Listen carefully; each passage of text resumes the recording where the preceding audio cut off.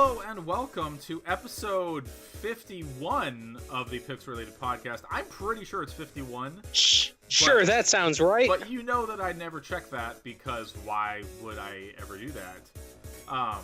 Hey, why would? Yeah, that's right. You're right. It's because you know it's like encoded in your genetics. Yeah, exactly. I just know.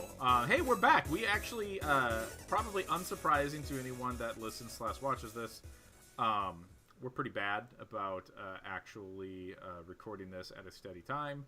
And you know, there's just been too many games to play. We've just been too busy. Just haven't been able to get a podcast over the last couple of weeks. But we're back. Today is November 17th. It's a little bit past 2:30 Pacific Standard Time. I am Kyle, as always. I am your host. Joining me today, we have Adam. Hold on a second. There we go. Let's get some good music up in here.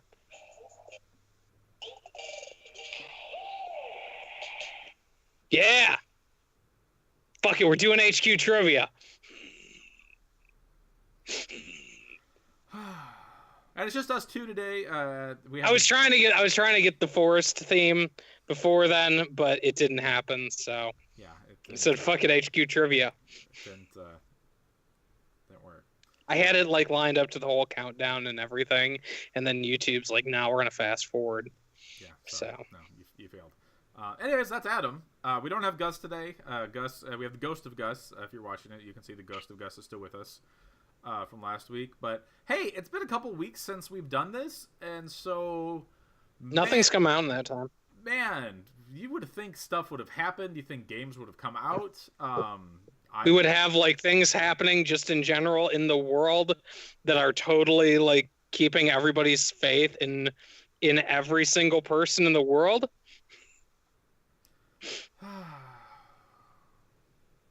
This world sucks. That's how it is on this. This is how it is on this bitch of an earth. Okay. You know, at least I'm seeing reports of, like, from Tom Hanks that are like multiple sources confirm Tom Hanks is a really nice guy, and I'm like, you know what, Tom Hanks, we still have you. If nothing else, we still have you. Please don't Tom Hanks. Please don't be a predator or sexual molester or anything like that. I can't handle that. Man, what a shitty world. Yeah. And I think myself. So, God, there's a lot of stuff we have to talk about here. That we're gonna. I mean, so like, yeah, there's a lot of crap that's going on. We got like constant like people being terrible, shootings and stuff like that. This is a show that we're gonna talk about games. We're gonna try to talk about the things that honestly help us get our mind off of all of that awful crap. There's absolutely nothing political with Wolfenstein 2. See how I transitioned into that, because there absolutely is stuff that's political going with Wolfenstein 2. I mean, okay, so I haven't played Wolfenstein 2 yet. I'm going to get to it. I'm just been in the middle of other stuff. The fact that there are actual like full on like hooded KKK members amongst all the other Nazis and stuff like that, like, man, they're really going for it. So Adam, you beat it. I think you were saying, right? You beat finished it. Yep, the new Colossus. Finished it. Yeah. I'm a huge fan of that original Wolfenstein game. Mm-hmm. I absolutely loved it. It was one of those things that kind of came out of nowhere that you never would have expected to be good, and actually was really good. So kind of how does the sequel hold up comparatively to that? So I went through the original, the last Wolfenstein game, because this is like, there's such a weird timeline with Wolfenstein at this point. Like, this is like technically the fourth game out from Return to Castle Wolfenstein, which was like its own offshoot of Wolfenstein, and it's also technically a sequel to 2009's Wolfenstein. So like it's got a lineage, but I went back and played the New Order right before this, because I never finished that one. I was not a super huge fan of a lot of the stealth mechanics in that game, and that game definitely felt like if you weren't stealthing it up, you were pretty much dead. And then the same thing happens here. Turned out like I was like right before the prison camp section of that game when I picked it back up. Yeah, that was a real hard turn in on that game when I came back. You mean the Chronicles of Riddick section of that game? Yes, yeah, yeah. The Chronicles of Riddick, but in a fucking Nazi prison camp. Like, oh god damn. Um, but so like I finished it. I literally was like, I'm just gonna throw on console commands for this, just so that I can see the story and know like what's going on there. And I didn't do that with the new Colossus. Um, it's a very similar like gameplay style. Like you still kind of have a lot of stealth sections. There's a pretty high emphasis on like sneaking around, taking out commanders and things like that Right. before you start going in guns blazing. Um, a lot of times it works okay, and then there's always the times where it's like, oh, there's a commander who's like half a map away and I can't really tell like what his vision cone is. Like there's not a great way to determine like, hey, if I do this, I get spotted. Eventually you can get an upgrade that will kind of slow time when you get spotted, so you have a little bit more of a chance to react. Okay. Um, so like the gameplay, I think like is fine. The thing that everybody rightly is talking about is how fucking crazy this game gets. Like it's moments. Like we could legitimately have a category for most insane moment from Wolfenstein when we hit our game of the year moments. And I don't want to get super into those because I think they are really cool, but there's the entire start of that game where you have like BJ in a wheelchair and you have to fight off Nazis on the U-boat that they conquered at the end of the last game. That's pretty cool. And then there's a thing that happens about midway through the game, and it is like an hour-long section that every time a new scene happens, you are kind of like, oh my god, like now we're doing that. Okay, and then it keeps going crazier and crazier until kind of just like, all right, now you're back. Have fun. And that's like it's a really cool thing. There's also like a trailer that came out like I think at launch that shows a character who shows up in this game, and yep, that guy is there, and yep, that entire scene is as fucking crazy as you expect it to be. Especially because I didn't realize. Remind me when we get to the game of the year. There's something about that scene that I found out about one of the people who is kind of in the background of that scene that is super fucking funny to me. There's a lot of really like high peak moments, and I think that's the thing that this game does best. It definitely feels like it's the middle chapter of the Machine Games saga that is Right. being finished here. Like you totally see the path to Mecha Hitler. That's how you end this last game. But like here, like it's got these really like incredibly insane high moments that I think are like just they are things that like leave your jaw just kind of dropped. And you also get like really good characterizations as well. You've got Horton, who is this like southern communist, anarcho-communist, who is also kind of a preacher, and he likes to drink a lot of whiskey, and he's a really great character. Or you got Grace, who's like their Black Panther stand-in in this game, and she has a lot of things to say about how the Nazis came to power in the U.S. in this game. Also, there was an interview with Pete Hines where he kind of said like, oh, we're not trying to make this game political. And bullshit, you're not trying to make this game political. My dude, you have not played this game, obviously. There are a lot of points that they specifically say, hey, look, the reason that the fucking Nazis are here is because of white people. Like, they just have a ton of benefits from Nazis being here. And they really play into that stuff at that midpoint of the game, where there's a scene where BJ is point blank talking to another character who is a Nazi sympathizer, and they're like, yeah, like I have no problem with it. Like, of course we had to kill the Jews and all these other people because this is a white Christian country. So like, it has really heavy, like it's not hiding its political overtones. And I admire that. I think in this day and age, I think you have to. I personally, not speaking for the show, I feel that you have to have, if you're going to make a game that is, if you're going to make anything that is about, specifically about Nazis in America, I think you kind of need to have some teeth with that stuff.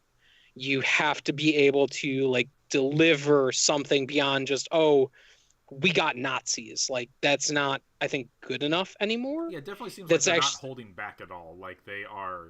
no. Like they're going full in with this idea of what a Nazi-fied America would look like. Yeah. Would be. Even just the like, having not played it, just the marketing and stuff that they put out with the what was it, Liesel, the Lassie ripoff that was the mechanical robot dog thing, like.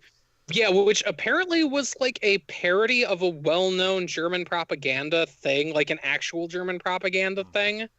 They play into that stuff, and they don't, I think, do that stuff as much in the gameplay portion of it. It is a lot of moments, and hey, this thing happens, and hey, you're kind of here for the ride. But you know, there's the scene where you're walking through Roswell, and you know, like there's the big Nazi parade, and they're talking about how by July 4th you have to know German, otherwise bad things are going to happen. And you've got people like talking on the side of the road, and they're like, oh yeah, like we just put like 2 slaves up at the slave auction, like you can go get them, they're going to be really good for you.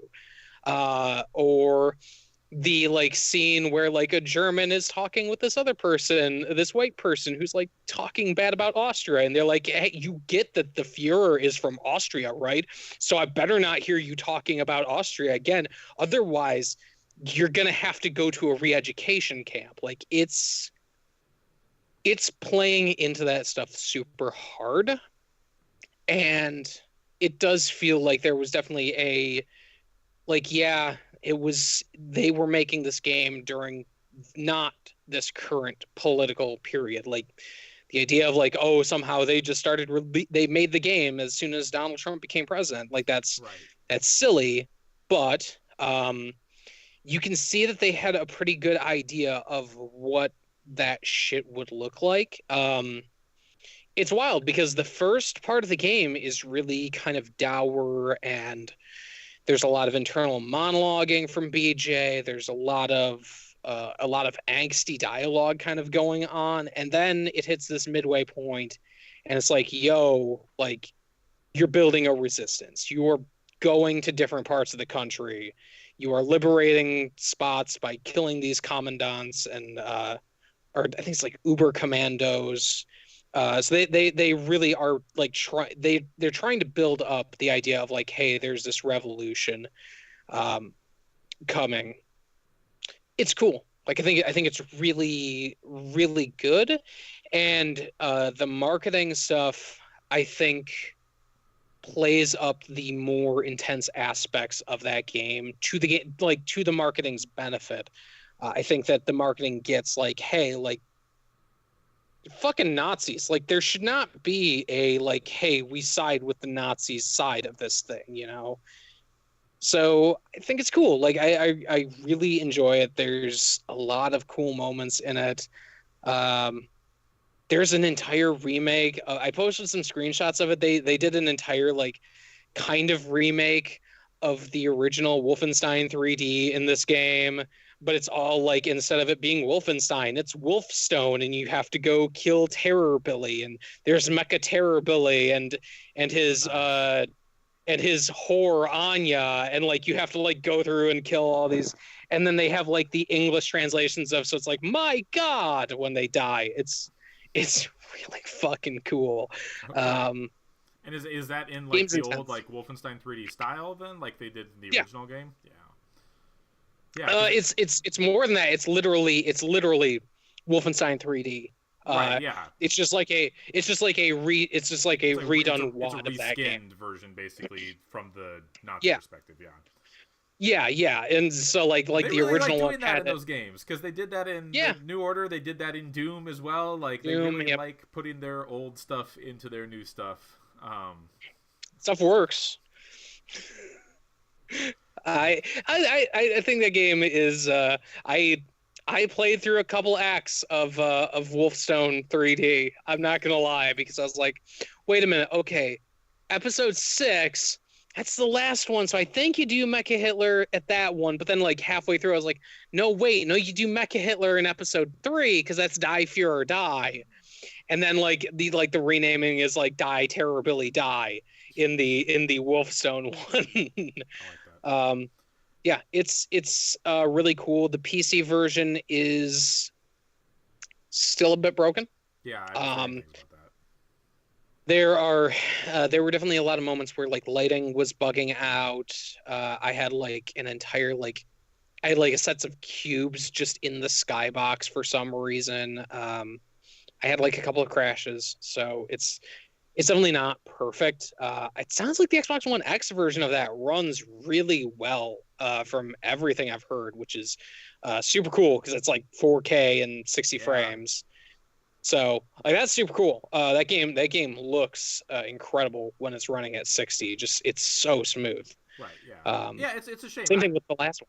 I remember enjoying the gameplay of New Order a lot, and then I feel Yeah, like when I've listened to various podcasts or hear people talk about it, people don't people don't remember that port of New Order fondly. They just remember like kind of everything else about New Order, like the yeah, kind of like the flash forward they do, the whole like hospital sequence. Like, I mean, hell, in New Order you go to the moon if I remember right, or you go to a moon base or something crazy like yeah. that. You go to Moonbase. Yep. Um, like so, there's already insane stuff in there. I think that's what's more fondly. So I mean, I'm curious to see as someone who really liked the gameplay of the first one, how I will feel about the gameplay in this one. I've heard, yeah, I definitely heard that it's very hard, and so maybe that will be something where I have to knock it down a notch or two if I want to feel empowered or whatever you want to call it. But There are like two very specific gates that I've seen. I would call them gates where you're either gonna power through it by spending a lot of time there, or you're just gonna turn it down. And one is that midway point, and actually one is the final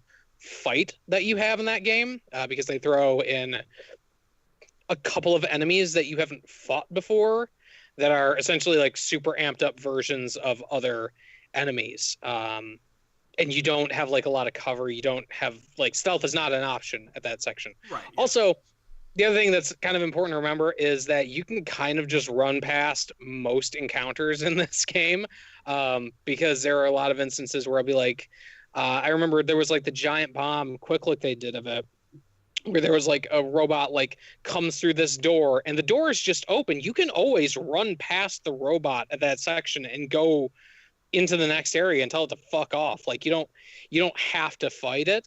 And you don't necessarily get anything for fighting in those sections as well. So yeah, there is one very specific section where they do not give you that option at all. You are stuck in an arena that has got a lot of breakable cover. Yeah, That there is was some parts really in tough. New Order that was like that as well, where they locked you in a room and Yeah, for sure. threw a bunch of enemies at you until you killed them all. Um, yeah, no, I mean it seems really good. That is a hard thing to overcome just as a gamer. The like don't go and kill everything. Like I remember watching like speedruns of Doom at Games Done Quick. And obviously they're not going to stop and kill every enemy, but I'm still like, oh, Right. why didn't you kill that guy? Oh, that's right, you're doing this fast. Like it's just you got to kill everything. You're not going to try to get the imp that's like up there so that you can activate the thing that opens the door that's over there so you can get the shotgun early. Why wouldn't you do that? Yeah, exactly. You dick. Oh, you're just gonna glitch through the wall and do. Okay, never mind. Then sorry. Yeah. Yep. Yeah, that's a really entertaining. If you've never watched SGDQ or any of those ones, Doom is a really entertaining game to watch being completely broken. HGQ is coming up here in January. Start of January. Pretty soon here. Well, thinking about games that have a bunch of ways that you can kind of break it and do things that you're probably not supposed to. And another game that also came out on October 27th, Super Mario Odyssey, is a game that offers a lot of that. Like, I don't once you, I mean, you're farther than I am. It sounds like once you get into that game, like, so the whole point of Mario Odyssey is that they give you this cap, and this cap lets you possess, dominate, I don't know, whatever you want to call it. It lets you take over, control these ends. It lets you mentally infect. Sure, yeah. A la those parasites that were in The Last of Us. Right, yeah. That's disturbing, but okay. Am I wrong? But really, what the cap is much more for is using it to do all kinds of crazy stuff that let you go places and go areas or get to areas in a way that you're not intended to. That game, I mean, so that's that game, like, that's end game Mario, like, that's what I am on right now, like, doing, like, crazy stuff. Like, there was one part in the, like, snowy village area where, like, there was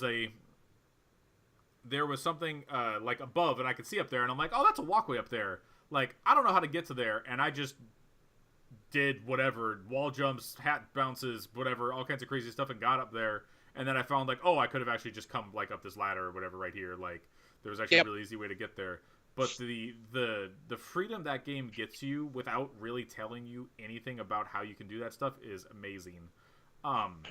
But to talk about just Super Mario Odyssey just in a more general sense, holy crap, Super Mario Odyssey is a fantastic, amazing game. So good. It is, in a sense, it's a lot like the 3D Mario games that you've had in the past, you know, Mario 64. I never played a ton of Sunshine, but from what I've gathered, it's kind of similar to Sunshine in a way where you go into an area, you're not jumping through paintings or anything like that, but you go into an area and you have this kind of enclosed world. But as opposed to those games, you're not just after, like, one star. Like, those games would be like, oh, this is star 1, go to the top of the mountain and beat the big bomb. Okay, cool. Now you did that. Now you need to race Koopa. Okay, now you did. Now instead, they just drop you in this world, and they're like, I don't know, we need like 10 moons. They're moons this time. Just go get like 10 moons. And, like, there's always a single one that is the objective for that moment. But along the way, basically every place that you look at, there's going to be something to find. Yeah. Kind of like with Breath of the Wild with Zelda, where if you go into an area and it looks like it is unique in any way, there's probably something there. Yeah. That is what Odyssey is, except every world is tighter and maybe even more well thought out. And there's like 10 different worlds, 12 different worlds, something like that, when everything's said and done. And they're all distinct. They're all visually different. They all have different character sets that you have to encounter.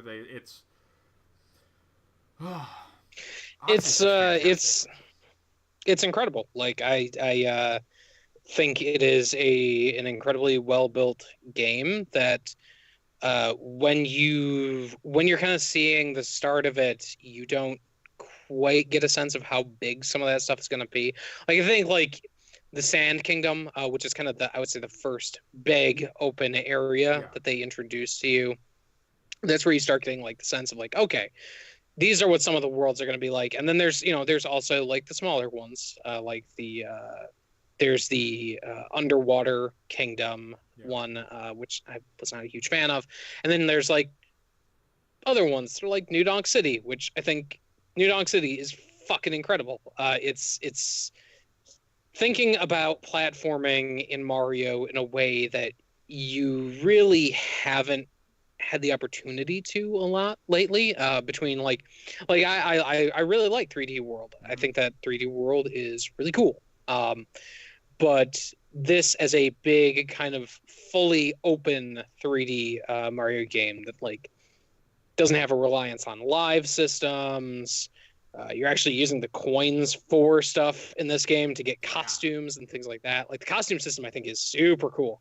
Like, when you can kind of start mixing and matching different costumes of, like, I just want to have a bikini bottom here. Not a bikini, but like, I want to have swim trunks and I want to have a Waluigi hat on, or I want to have a doctor's outfit and a Waluigi hat on, or I want to have really anything and a Waluigi hat on, because that's the one constant you have to have. Um, no, like it's a game that like I really dug in really deep. So like you said, like I'm further ahead of you. I was done and at the 500 star point. Um, this game came out the 27th. I was at that point on the 29th. Good So Lord, Adam. That's a lot of I well I stars. yeah, I took days off from work. Um, and I straight went through that. I had it done that weekend. I didn't have like the extra challenges you get at the end game done, but I did have the 500 to get to that point, and I love it. I think that it's great. I think like my Switch is showing I've put in 35 hours into it. I'm still working on maxing out my star count because you do get something for doing that. You get a reward for doing the 836, I want Yeah, to it's say it something. is, Yeah, there's a stars. certain amount of stars that are just findable in the world, and then you can just buy stars with just cold hard coins to Yeah. get you up to 999, if you so Yeah. please. And then there's a little thing you unlock after doing that. That's going to be a long-term thing that I will take some time with because some of those are tied in with some challenges I'm not super fond of. There's the whole Koopa race stuff that Oh, I'm not I think that stuff can be really cool once you're like, oh, okay, I can just fuck this entire system up completely. hmm Which is kind of what you were saying of like, oh, you can kind of just like there's the one for the oh god, what's it? The Luncheon Kingdom, where it's like, okay, you're supposed to like hop across these like different platforms of lava, and you're supposed to like then kind of like fling yourself up. And so like what people have found is that you can just backflip up the wall, throw your cap, jump on the cap, jump back onto the wall, yep, grab the wall, then do a forward jump with the cap onto another ledge, and you're there. yep, Like yeah. The that's super races cool. that don't involve crazy hijinks like that are actually really disappointing to me. Mm-hmm. Um, Yep. like I actually haven't done that one yet, but I absolutely love those races because they give me an opportunity to just kind of go crazy. And like usually I will just stop and I'll just look around and be like, all right, where am I going here? How do I get there? Like the favorite one that I've done so far was actually in the underwater kingdom. Because basically like there's a lady standing there, and so it's like, all right, we're gonna jump on this lady's head. We're gonna get some air off of there. We're gonna throw the cap. We're gonna dive to the cap. We're gonna then dive again to get up on top of the thing. And you just skipped like 45 seconds of the other Koopas running around and swimming through this underwater tunnel and all that stuff. And I get there like way ahead of everyone else. And like finding those paths to do those races, like breaking the game essentially, like it's so fun. It's so rewarding, and really completely changes the game because then when you kind of train your hands how to do the long jump, the cap throw, then the dive onto the cap, and then keep going. Like once you kind of train your mind on how to do that, and you can do that relatively easily. Like that's the only way I walk around in that world now is just by doing that Right. constantly. Um, like it's actually kind of surprising just the quote unquote normal game up to the point where you beat it, because the game is not super long, to quote unquote beat it. But then after you beat it, you can go back to each of the worlds, and there's a bunch more moons that are unlocked for you to go find, and they unlock the races, and they unlock all these other things to go do, like extra challenges and whatnot. But I'm surprised, just kind of in the opening, like how, like I thought the possessing enemies with the cap would be like the big hook, like that would be the thing. It's Right. it's the cat suit, it's the Yoshi, whatever, and it's still very much that this is just a Mario running around, jumping on things and doing things. Like it's not the like the end all be all. Like yeah, there's a couple of the bosses that you have to, just by design, you have to use a certain enemy to defeat it. Or there's a section where it's like, oh, you can only climb this wall if you have this very specific enemy, so you have to do that. But then even that gets interesting when you have various challenges and you're like, oh, like I need to get a Goomba over here. Where the heck did I see a Goomba? Like, how do I get that Goomba? Oh, I have to go all the way, like things like that, to like, oh, you have to complete this puzzle to get this moon. Yeah. And you have to like retrace your steps back to get the certain enemy and then get over there with that enemy and then complete the puzzle. Like it uses that to really good effect, and the enemies that you can take over, enemy is not even the right word, but like the things that you can control and possess is kind of insane. Like, you would think it's just, oh, it's bullet bills and it's Goombas and stuff like that, but you possess things that are ridiculous, are inanimate at times. A taxi. There's the piece of meat one. The piece of is kind of that. I think that's maybe my favorite one, because it's just like, oh, that's just a slab of meat with a mustache on it. Okay, I see you, game. Yep. Oh yeah, and the fact that everything gets a mustache, or almost everything gets a mustache when you possess it, it's pretty fantastic.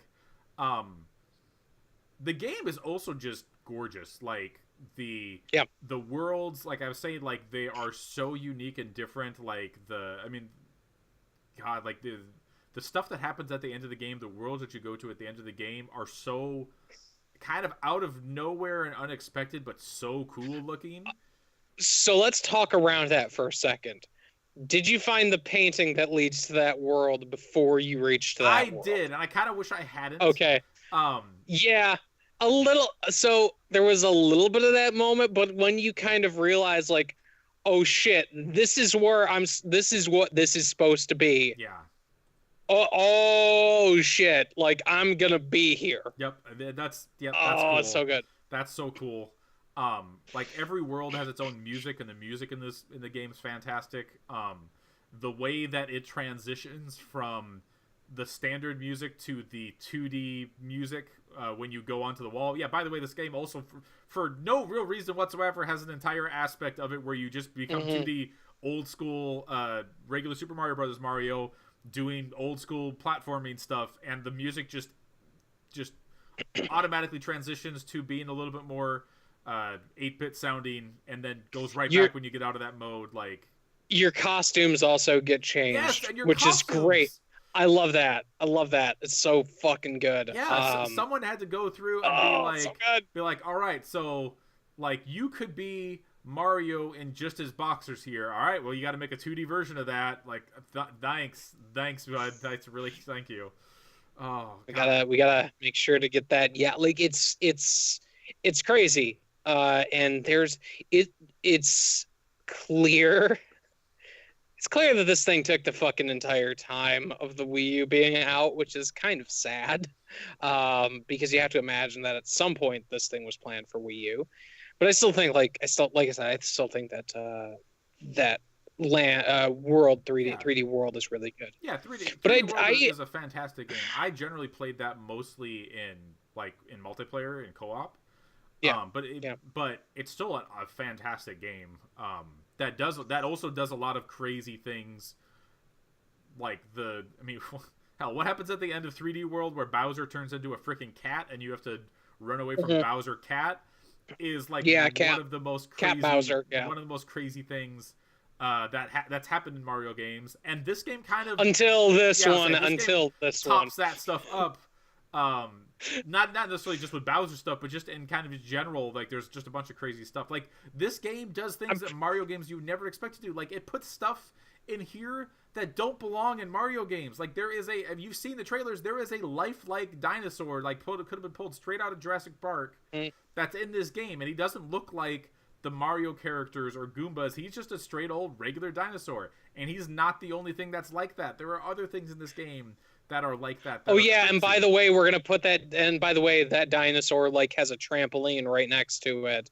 So like going back to the whole like skipping shit. Like, if you want to skip 90% of that level, all you do is you get into the T-Rex, you get onto the little bouncing thing, and then you throw yourself out, throw your cap, jump on the cap, and then you're at the end of the level at that point. I've never tried that, but yeah, that's a good idea. That's a good idea. Yeah. Like, it's well built in a way that like you expect it from a Mario game, right? But it's always incredible to see the amount of effort that they put into these games, and goddamn, just it's a game that, like I said, I played it for like 3 days straight. It's got some cool stuff. You are at the point where you're going to be doing the Champions Road equivalent in this game. Long Long Journey's End, I think is what it's called in this one. Good luck. It is very difficult, but I did find it for the most part to be fun. It was just eventually you get to the point where it's like, okay, there's no checkpoints here, and the only thing that I'm getting stuck up on is this last 30 seconds or so of the level. So that gets a little frustrating, but it is really cool. It's a really good level. Yeah. And there's been some challenges that I've done that I've had to do over and over again because they are difficult. There's some time ones. There's one where a bullet bill chases you, and you basically have no.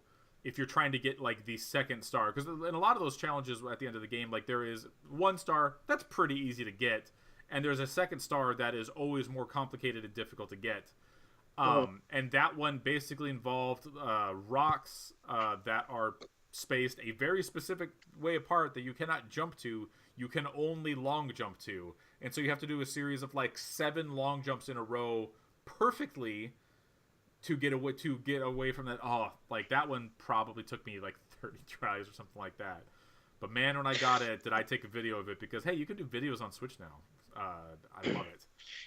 There is some stuff at the end game that I've seen. I haven't done a lot of it where it's they do have this thing where some of the challenges you actually have to take the cap off in order to activate the challenge, which is actually one part of the final challenge level. They do require that, but there is like another level that is like, hey, you're gonna have to press a P switch, and you have to run across these, and it's a lot of levels that you've already done before, but this time you don't have your cap, which really changes the entire dynamic of how you play those levels. Yeah, you don't realize like until that one was really tough. Yeah. You don't realize how much you need your hat until you're like, fuck, I'm pressing the button. Why isn't it? Oh, shit. Okay. You definitely have like a lot of challenges that are like, all we did is removed the cap for you. Yep. Yeah. Now we just made it normal Mario, like not Mario Odyssey. Yeah. It's just Mario. Just go be Mario. Just do it. Just be Mario. I mean, honestly, it's just a game that like the entire time I was playing it, I basically had a smile on my face. Like it's just, it's so well designed. It's so perfect. And not even to get into, it has an assist mode in it for whatever people that don't play a ton of games, or like my kids or my daughter is playing it that way. That directs you in the way to go, gives you more health, lets you regenerate your health if you if you stand still. So by default it gives you six heart pieces instead of 3. So you always have more health, and then if you get one of those big hearts, you go up to 9 then. But if you stand still for like 2 seconds, your health will just slowly start coming back, and then it gives you an arrow that always directs you in the way to go. So like if you're whatever, if you're not sure exactly what you're supposed to be doing, it allows you where to go. And then anytime you fall off of something that would kill you, rather than just sending you back to the previous checkpoint, it basically bubbles you up and drops you back where you were, and then takes off one of your hearts. So like it's one of those moments that's really cool. Like I'm like watching my daughter love this game. That is in all reality. I mean, she's only 8, so it's a game that would be too difficult for her otherwise, or because it's a giant open world, like maybe too complex for her to do it. But they put a mode in there that basically makes it that she can go out and she can play it, and yeah, it's still gonna be tough. Yeah, there's still bosses that are difficult and whatnot, but she can work through it and she can get past it. As well as like, hey, if you want to see that, like what the reward is for getting the 830, but you get a couple missions that are like just destroying you or devastating you. Hell, put on assist mode, put an amiibo on, get your hearts back. Like, of course, this is a game that has amiibo support. Like everything. They all do at this point. Yeah, they all do at this point. Even Skyrim has amiibo support, which is kind of hilarious. I really wish there was Doom amiibo support, man. I would buy Doom if it had amiibo support. What if they just make a Doom guy amiibo? What if they just make Okay, yeah, no, I can get behind that. But I specifically want it to be the model that they used for the toy Doom guy in 2016. The kind of Funko Pop, like not a Funko Pop version of it. Yeah, I just want Doom guy so that I can just be like. Yeah, you want to be able to move the fist and fist bump them. Yeah. Yes. Yes. But yeah, so I mean, Mario Odyssey, it's fantastic. Like if you don't have a Switch, like this along with like Breath of the Wild is the reasons to own this. I mean, there's a lot of other games that are really good. There's a lot of great but games. These two are probably the two best games I've played so far this year. We were kind of talking about before the show. Is I'm still at this point not sure which one I like better, and it's something I have to think about a little bit more. But they're both fantastic games, and this is a game that makes owning a Switch worthwhile. It's just a really good game. It's lovely.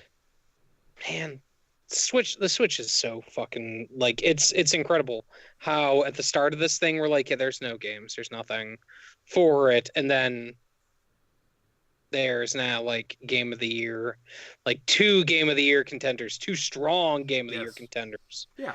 As well as like a litany of indie stuff that's really works well with it. And even the Nintendo's lesser stuff like ARMS and Splatoon, like they're maybe not setting the world on fire, but they seemed high quality. Like, yeah, you know, I mean, we don't have to talk about still, like 1-2 Switch or anything, but they seem they're still giving support to like there's the 4.0 patch for ARMS came out this week, and that has like an entirely new character. Yep.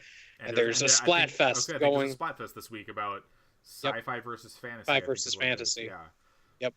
Like they're still staying on top of that stuff. The thing that is a little scary is we got the big two already this year. So what does 2018 look like for the Switch when you don't have a Mario and you don't have a Zelda? It's like, hey, we get a Kirby and a Yoshi. They're not the same, you know?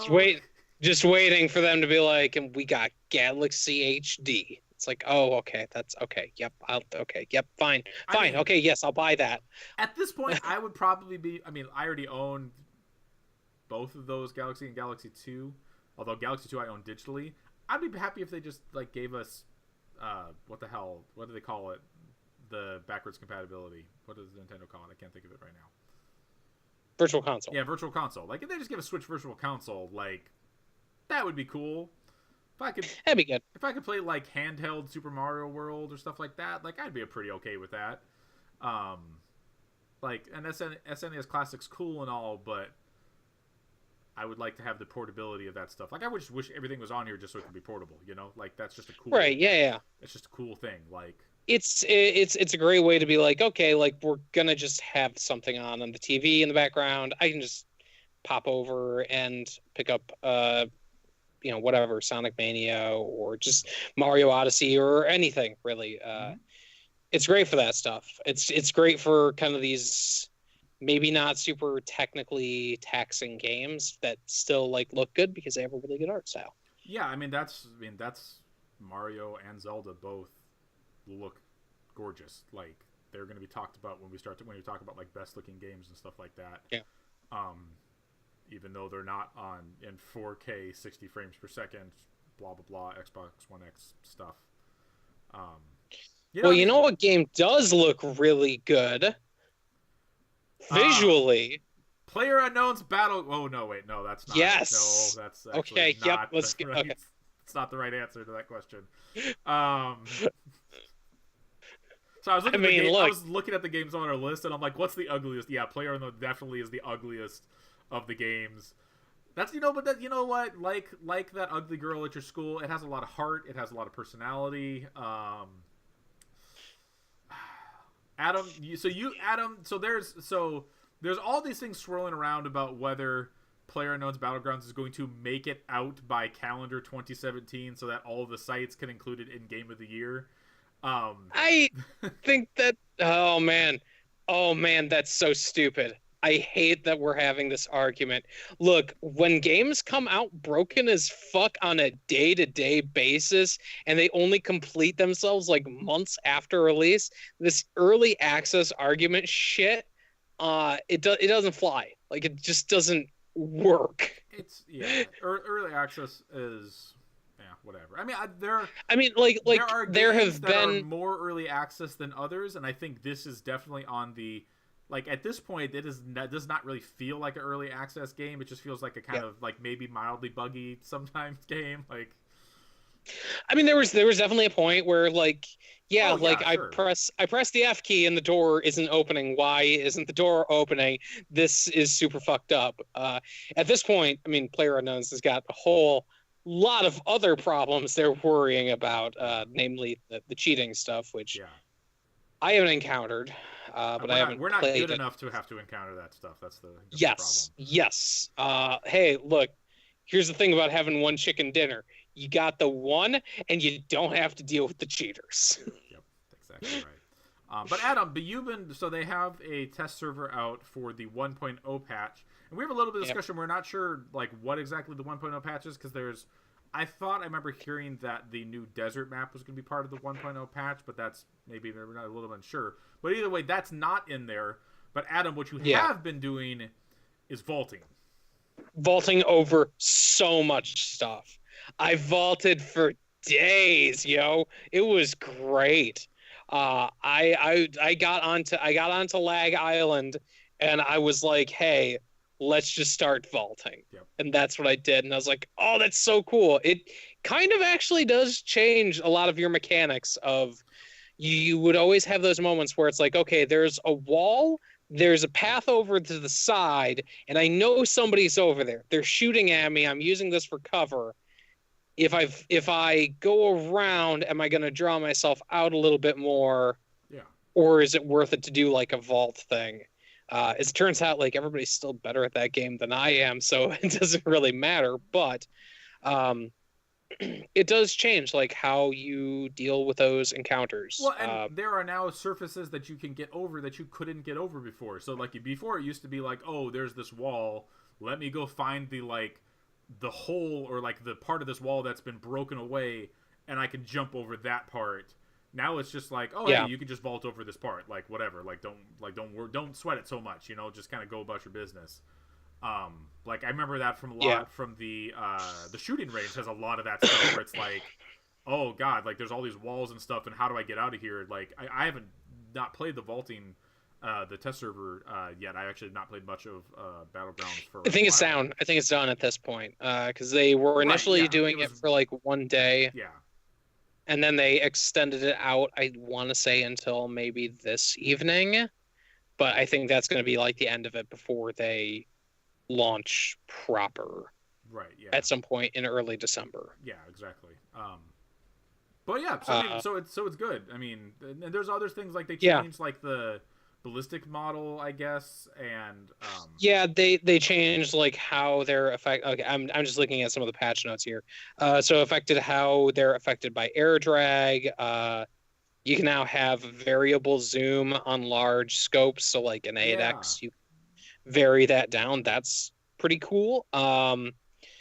This is, I mean, the other thing is this is all not going to be in the Xbox version when that comes out. This is all stuff that will eventually make it to the Xbox version, but it sounds like the Xbox version is going to be similar to what the initial launch was, Right. or they're going to have some additional or stuff maybe in like Battlegrounds as of like a month ago or 2 months ago or something like that. Yeah. Yeah. So I mean, like it's a game that I think I really wonder what that game is going to look like if they've reduced the jank of that game, because that game is janky, but not like in a super bad way. There's some jank that's pretty good about that game. So I wonder how much more work they're going to do on that. They obviously have to do some more work with the cheating stuff, which it sounds like they are fully understanding that. And I get the feeling that PlayerUnknown, is it Brendan Green? Yeah. Let's say is his name. I feel like he probably gets like, yeah, this is a legitimate issue for us. I don't get the feeling that they don't like understand like, oh, cheating is totally fine, because all of that stuff is so heavily tied into the Steam marketplace.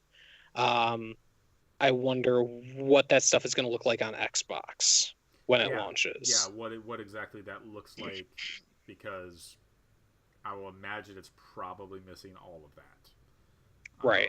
So maybe you you could just buy crates then, and that's their replacement for that. I don't know. Yeah. I don't know. Like it's, I'm excited that it's hitting its 1.0 version. I really want to see what the new map is going to be when they get that map out.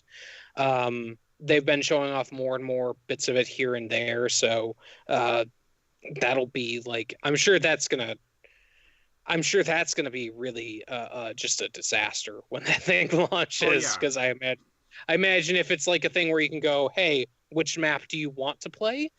I imagine it's going to be like, oh, everybody's going for desert at this point. But that map looks really cool. Like they've shown off, and it looks like maybe some people have data mined some stuff out of the map too. yeah, like Uh, the mini map of it.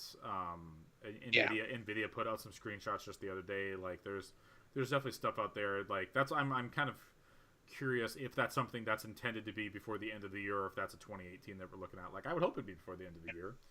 Um, yeah. Hopefully.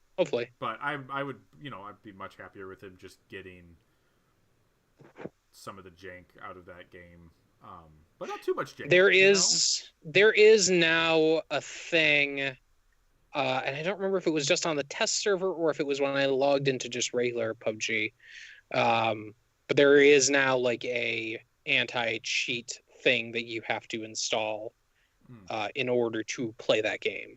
So And going back to the days of Punk Buster and whatnot, you gotta have your own. yeah, Nice. yeah.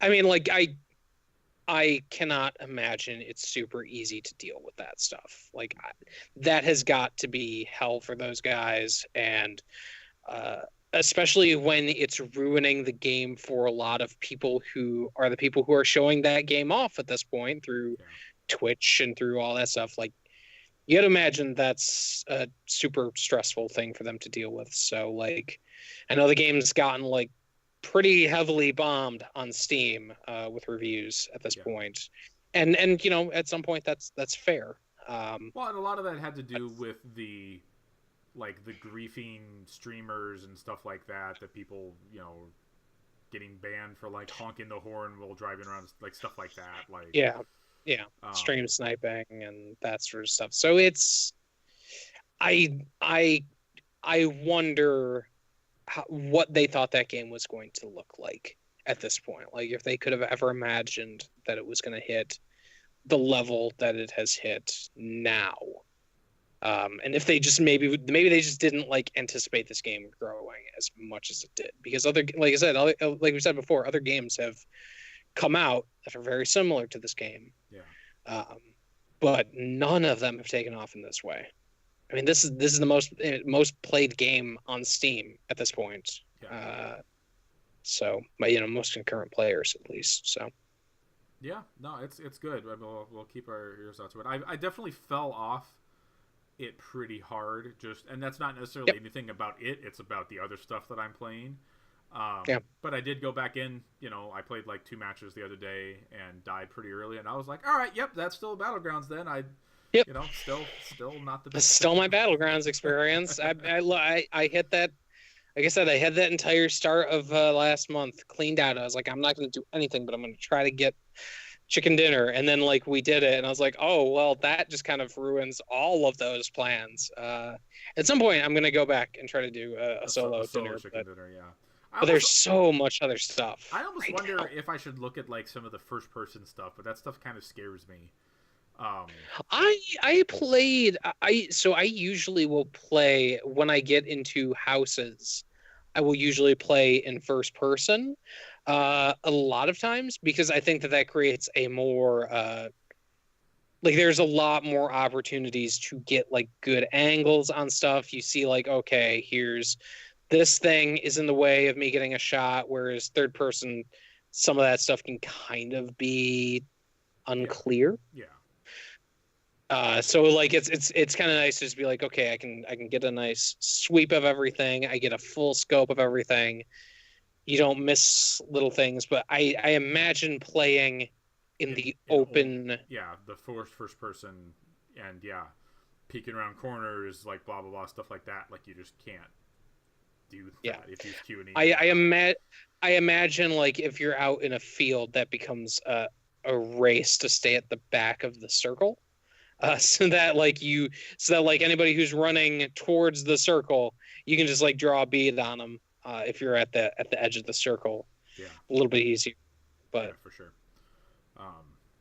Yeah, it's a real good game. I still every time I've gone back and played, and I'm like, all right, I'm gonna play enough to get like my 700 credits, and I'm gonna buy a loot box, and then I get something terrible out of the loot box. I'm always like, I wish the loot boxes in this game were better. Like, it's definitely annoying to play like an hour and a half or 2 hours, and like you get a couple good finishes, but you don't get the chicken dinner or whatever, and then it's like, oh, I got that yellow striped shirt for the 4th time. Like, right. It's not even necessarily that like I need to get like the mini skirt or the trench coat so I can go sell it for $100 or anything. I was like gonna that. say, have you tried to get it? Have you tried just getting the mini skirt and just like when it opens, you're like, no, I'm gonna have it, because then you can just sell it for like a couple $100. Right, but like they just need to have more stuff. I think is really what it comes down to. Like a loot box that only opens up and only gives you one item is kind of a boring loot box, like Overwatch gives you 4 things or 5 things or whatever. Like if they just had more stuff, like even if it's like, oh, a white shirt and this is a black shirt and this is a green shirt and this is a I feel like that could almost be remedied if it was sort of a little bit more tied into like the stuff that you've got, like eliminating some of that stuff so that you don't need to get the same pair of Velcro trainers 4 times. Right. Yeah. Like if I could just not get that would be fine, or have just a wider range of stuff, because the bottom pool of that stuff is all stuff that I've gotten at this point out of loot boxes. Yeah. So you're I've just gotten waiting a for lot that of that lucky stuff. drop to get something that's really cool, and then you have to decide whether you think that's cool enough that you should keep it or if you should sell it for like $7 or $30 or $100 and something dollars. I mean, if you get really lucky. Or you do what I did, and you when the loot box price is low, you just buy a bunch of them, and then you wait a few months, and then that profit starts to increase. Right, yeah, buy low, sell high, yeah. God, could you imagine how messed up things would be if like you could sell like your legendary skins and stuff like that in Overwatch? Oh God. That would just be... Don't give them ideas. Don't give them ideas. Speaking of shitty loot boxes... Yeah? I played Battlefront 2, Adam. Speaking of, how did Also, wait. I mean, we're gonna talk about that next. But like, doesn't Assassin's Creed also have loot boxes in it too, or is it just it has colored kind items? of? Okay. So we'll talk about it. We'll talk about it. Maybe we'll talk about Assassin's Creed first, because Battlefront 2 is going to be a whole thing. Because oh my God, Battlefront 2's got some stuff. Okay, so let's do Assassin's Creed. Assassin's Creed is really cool. It is the earliest of the games in the series. It's like not quite super ancient Egypt. It's like the period after ancient Egypt. It's like 100 BC or something like that, or it's around 100. It's like during Ptolemy's reign. Like he is the pharaoh of that era, and he is one of the main characters that you're dealing with. Your character Bayek is he is a magi who essentially they were like, so this is the term that I've heard a lot, and I think that it fits. So you know how like The Witcher, like how Geralt just kind of like goes around solving people's problems, like sure. Like there's an overriding story, but he's just kind of there as a problem solver. That's what Bayek is. That's what this guy is doing. He's kind of like going around to these areas. He has his main quest of determining like what is going on. There's a conspiracy that's happening with the Pharaoh and a group of masked men. He's trying to figure out what that is and how that obviously all is going to tie into the Abstergo stuff. I did get out of the Animus at this point, so that stuff is still there. But so like you're kind of just going around from town to town and being like, okay, like your husband went missing, and he was over here this one time. Let me go and try to figure out what's going on with that. And you kind of go into these quest lines that are not super deep or super involved, but they're multi parts. So it's like, okay, I found where this guy is, and he's on top of this pillar that is just surrounded by crocodiles. So now I got to figure out a way to get his ass out of here, and you end up having to fight crocodiles. And then it's like, oh, okay, I don't remember anything that happened, and then you bring him back, and it's like you kind of like get like this multi-tiered thing. It's really cool. The questing system is interesting, and I keep getting distracted by the little side stories that are going on. It's a really cool environment as well. So obviously it's the desert. It's, there's pyramids. I climbed up a pyramid, which was really cool. Like that's just a cool thing that I want to do in that game, and I was able to do it, and it's really, really neat.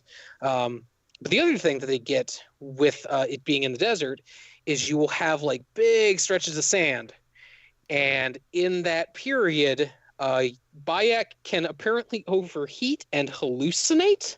And Okay. so the first time this happened, I was just like kind of strolling out in the desert, and like, oh man, there's something over there. What the hell is going on? And there's just these guys that are on fire, and their horses are on fire, and they start attacking me, and they've got these creepy, distorted voices. And then like you kill them, and you realize, like, oh, they're just normal people. I was just hallucinating. Or one thing that happened last night was I was walking through the desert, and all of a sudden there's just these scarabs that are raining out of the sky, and you start hearing this like creepy ass whisper going on in the background, and you start seeing like people like pointing you in different directions. So like that's super cool, and like it kind of grows out organically. It's not a thing where it's like, okay, go over here and have your hallucination mission. Hallucination mission. Yeah. It was Watch Dogs, I think, that was like, oh yeah, go up to this guy, take some drugs, and then you have to like shoot the aliens or something like that. Wasn't that It was GTA. It was GTA. GTA there was 5, something yeah. like that in Watch Dogs, I think, but yeah, I don't remember. But it was more like I remember the one in GTA, yeah, because it was like had it like thing, fall out of the so like it's cool. Like it's just this very natural, organic thing. Bayek is a really cool character. I've heard a lot that he's a really interesting character because he's really cool. They right up front they say like, hey, this guy had a kid. He doesn't anymore. And you learn pretty quickly what happened with that, and you kind of like you realize like, oh man, this guy has got some shit going on, and he has some personality, and he has some history, but he also gets like really nice organic moments where it's like right after that I went over to another town, and somebody that I met there was like, oh yeah, like their kids show up, and you have to like go and like do like hide and seek with them and try to find them. So he's like a likable dude. It's really good characterization for this guy who could have just been I always think of the guy from Unity, whose name I can't remember, because he's just the guy from Unity. The French Assassin's Creed guy, yeah. Yes, yeah, French Assassin's Creed guy. Him. That guy was so boring and so unmemorable that it boggles my mind. But this guy, like, Bayek has got some cool characterizations going on. The game looks gorgeous. Also, like on the PS4, like with HDR, it looks great. Apparently, like it looks probably even better on the Xbox One X. That's super cool. It sounds like supposedly, yes. Supposedly. Has there been some other stuff? I haven't heard if there's other stuff. It seems like everything I'm hearing about the Xbox One X is that, like, yep, it is actually doing the thing that they said that it's going to do. Yeah. And basically everything looks better. And it makes me, like, really go, like, should I get an Xbox One X? I probably shouldn't. But should I? I shouldn't. I mean, at this point, like, when you get to the 4K point, like, that's probably the point to actually say, like, yeah. With my Pro, though, it looks good. Like, it looks really good. I wonder how it looks, because I did some captures of this game because I was like, because they do have a photo mode in this game. Sure. Also, one thing we didn't talk about with Mario that has a photo mode. Mario is the photo mode is it's incredible. I love that photo mode. And so I was like, I want to mess around with the photo mode in this. And so I had like this photo of my guy like sliding down the side of the pyramid, and I was like, man, this looks really cool with the HDR. And then I turned the camera doesn't actually capture the HDR, Right. so because that's as soon not as how HDR works. Yeah. yeah, as soon as I like turned it off and I went to like the caption, I'm like, oh, this looks like dog shit. Like this doesn't look good at all. The It's colors actually are just your really... TV that looks good. It's not the game that looks. Yeah, the colors are just really washed out. Like that's super weird. But like I think like yeah, if you're in the market and you've got like a 4K thing, like this game looks just phenomenal with HDR.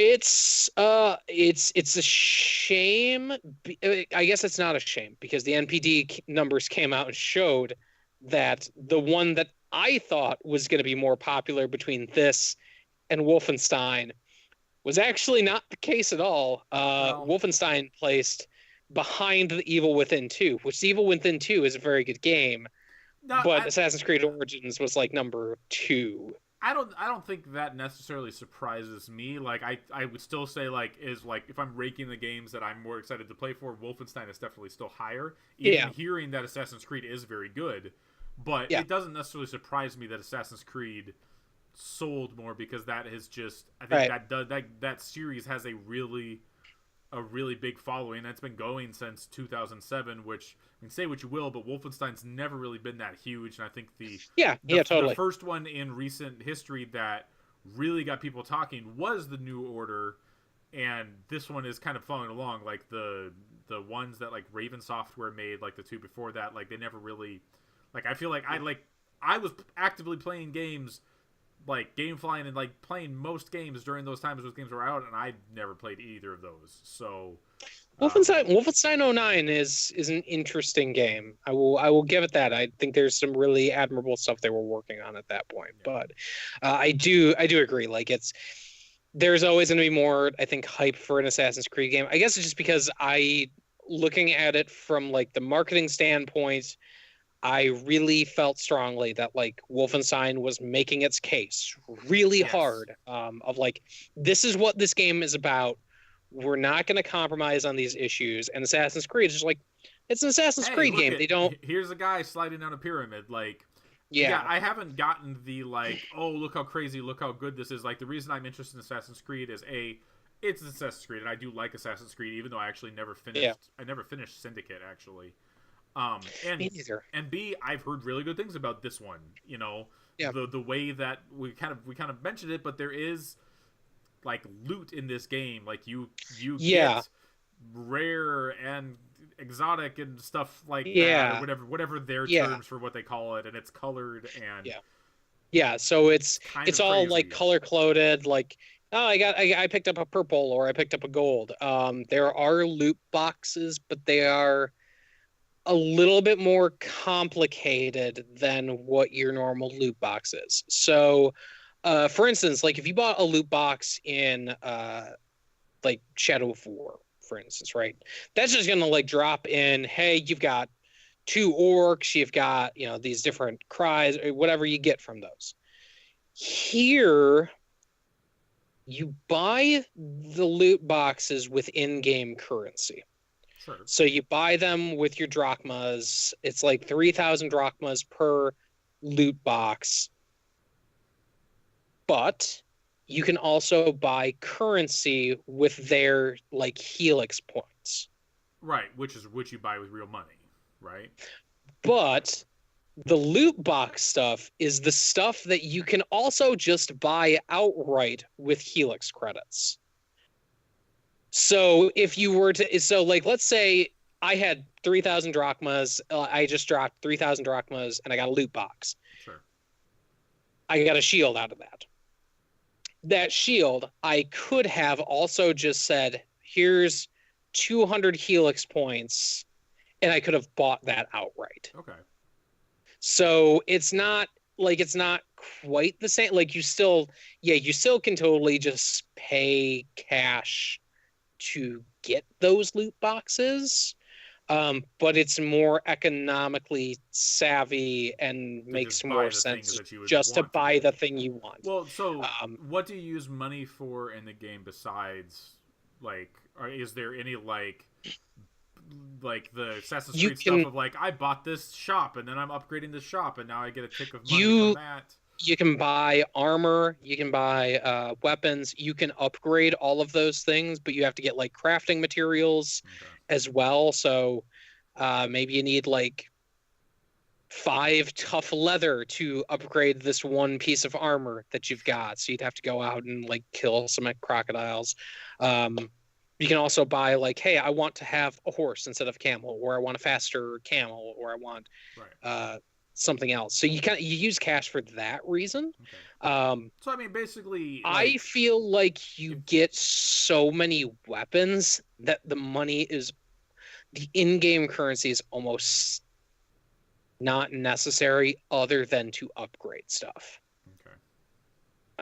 At least at this point. I don't know like later game like how that stuff works, but you are generally after each like kind of encounter that you're fighting, you can usually pick up like a couple sets of swords or a shield, or maybe get a piece of armor. So like you get stuff in the world. I'm at the point now where like I have one of the like Assassin's Creed Club Ubi like outfits. Like not one of the like not like one of the like here's Ezio. It's like, oh, it's just like this sort of black Sure. like Yeah. robe thing that's like not super like, oh, I'm just fucking wearing white out here in the desert. Like it at least kind of looks decent ish. And I'm just using my cash that I get to just upgrade the sword, the hammer that I've got. Because there's like also different types of weapons now. So you got like I've got like a hammer that is really good for just doing physical damage against anything, but it's also very slow. And then I've got a sword that is I can use with like my shield, so I can do like parries against enemies. Which kind of goes into the other thing. The combat is similar-ish to Dark Souls. You have like a parry counter system built into the game that you have like your light attacks, you have your heavy attacks, you have to kind of roll and dodge to get around enemies so that you can hit them from the back. There's no necessarily a backstab animation, but there is like, hey, you shouldn't just be attacking these guys from the front. You should be kind of working your ways around them.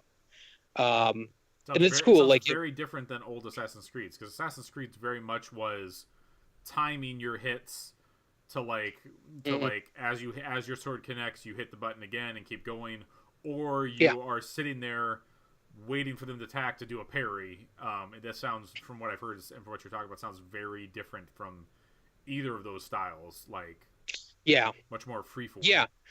Yeah, it's like, and also the fact that you have different weapons and stuff like that kind of allows you to build your own style. And there's also like a huge ability tree that you can just kind of like spec out in crazy ways. So like at this point I can now like use like sleeping darts if I want to. I have like some combat abilities mixed in there. So there's a lot of game here. One other thing they introduced that is very Dark Souls in a weird way, and then that comparison is really old. It's the blank of Dark Souls. This comparison is the Dark Souls of comparisons, you know. You can find the bodies of other players who have died in the world, and you can walk up to their body and you hit a button and it'll be like, hey, you should go out and avenge them.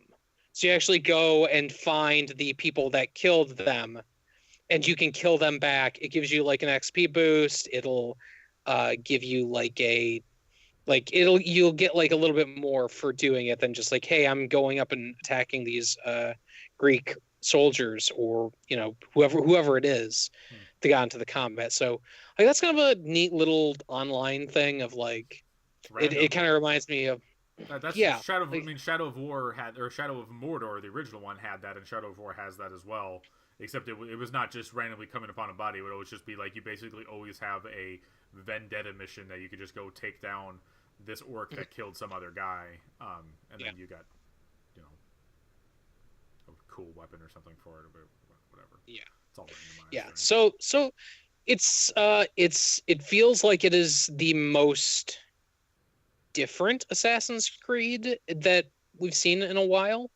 Huh. Sort of, I feel like kind of similar to the jump between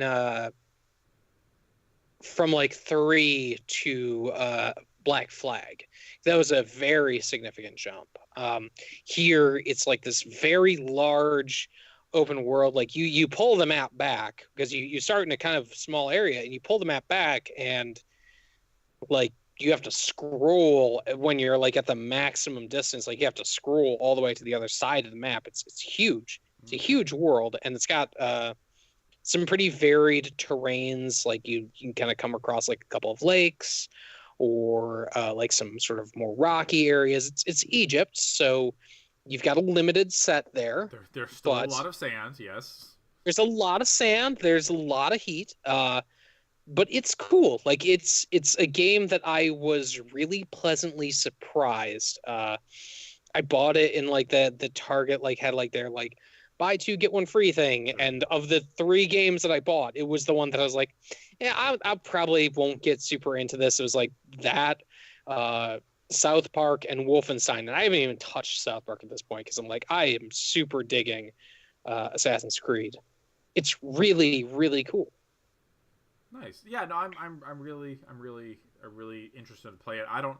That's like one of those ones that is, I'm probably unfortunately a little bit farther down on my list, Yeah, just because it is still just Assassin's Creed. But yeah, I totally. will play that at some point. I almost wonder if I should try to beat Syndicate first and go back to that, but I don't think I ever actually will go back to play Syndicate. Even though I also No. heard that Syndicate was really good, and what I played of it, I definitely was enjoying. But Syndicate's really cool, and I really liked the Jack the Ripper DLC that they put out for it. I thought that was really good, but I'm never gonna go back and finish that game. Like, there's some games that you eventually just have to realize, like, I'm never going back. Am I really gonna ever go back and finish Assassin's Creed Rogue?